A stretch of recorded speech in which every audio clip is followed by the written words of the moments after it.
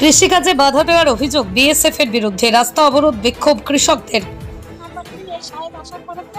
আমাদের বেশি ক্ষতি হচ্ছে আর আমরা তো মাঠে জল কেটে খাই, আমাদের যা অনিয়ম ভাবে চেক করে হাত জল কিছু নিতে দেয় না, তারপরেও সাহেব আমাদের কাছে আবার হাত চলে বলে আমার ভুল হয়ে গেছে। এই সাহেব এসে আমাদের বেশি প্রত্যেকটা শনিবার মঙ্গলবার আসলে বিএসএফরা কি করবে, ঠিক টাইম মতো যেতে দেয় না। এমনিতে আমাদের যেতে দেয় না, আমরা যেহেতু বর্ডারে বাস করি, এখানে 2 নম্বরই ব্যবসায় 2 নম্বর ব্যবসা দেখার নিয়ম কি আমাদের? বিএসএফ এর বিরুদ্ধে কৃষিকাজে বাধা দেওয়ার অভিযোগ তুলে আন্দোলনে নামল কৃষকরা। গাইঘাটা থানার আংরাইল বাজার এলাকায় রামনগর রোডের ঘটনা। কৃষকদের অভিযোগে প্রত্যেক দিনই ফসল তুলতে গিয়ে বিএসএফ এর বাধার মুখে পড়তে হয় তাদের। জমিতে যাওয়ার আগে একাধিকবার চেকিং করা হয় তাদের। অভিযোগ, খাবার জল পর্যন্ত ভিতরে নিয়ে যেতে দেওয়া হয় না। জমি থেকে সবজি বয়ে আনার জন্য ভ্যান সাইকেল ঢুকতে দেওয়া হয় না। একাধিকবার বিএসএফ এর আধিকারিকদেরকে জানানোর পরেও কোনো সুরাহা হয়নি। ক্ষেত ও সবজি তুলতে না পেরে ব্যাপক ক্ষয়ক্ষতির মুখে পড়তে হচ্ছে কৃষকদের। সেই কারণেই রাস্তা অবরোধ করে বিক্ষোভ দেখাচ্ছেন তারা। ঘটনাস্থলে এসে কৃষকদের আশ্বস্ত করতে রীতিমতো হিমশিম খেতে হয় বিএসএফ এর আধিকারিকদের। ঘটনাস্থলে এসে পৌঁছয় পুলিশও। প্রত্যেকটা শনিবার মঙ্গলবার আসলে বিএসএফরা কি করবে, ঠিক টাইম মতো যেতে দেয় না। এমনিতে আমাদের যেতে দেয় না, আমরা যেহেতু বর্ডারে বাস করি, এখানে 2 নম্বরই ব্যবসায় 2 নম্বর ব্যবসা দেখার নিয়ম কি আমাদের? তার জন্য তো তারা আছে, 5 হাত অন্তর সব হচ্ছে ঘর করে করে বসে আছে। এবার ঠিক আছে, এখানে 2 নম্বরই কাজ হয়, সোনার বিলাক হয়, ফেন্সিডার হয়, কি কি হয় আমরা জানি না। আমাদের মনে যদি পাপ থাকে তাহলে আমরা তো বিএসএফ এর সামনে দিয়ে যাবো না।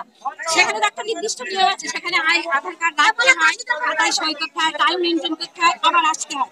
এবার এমনকি দেখেন, আমি মহিলা, আমি মাঠে গেলাম, এবার আমার একটু দেরি হতেই পারে, 11টা বেজে গেলে 12টা যেই বাজবে আমার আর আসতে দেবে না, আমার সেই 3টের সময় আসতে হবে। তাহলে আমার বাড়িতে তো বাচ্চা আছে, আমাদের বাড়ি কাজ আছে, রান্না বান্না সবকিছু আছে, আসতে পারবে না। ওখানে 3 ঘন্টা বসে থাকতে কেন?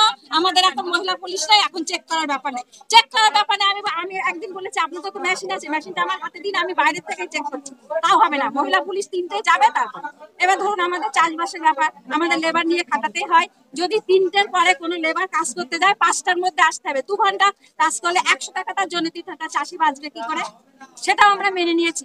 এখন কি হচ্ছে, প্রত্যেক শনিবার মঙ্গলবার আসলেই দেখা যায় আজকে বলবে 5টায় যাওয়া হবে, কালকে বলবে আজকে যাওয়া হবে না। আজকে যেমন আমাদের যেতেই দেয়নি, ভ্যান যাবে না, সাইকেল যাবে না।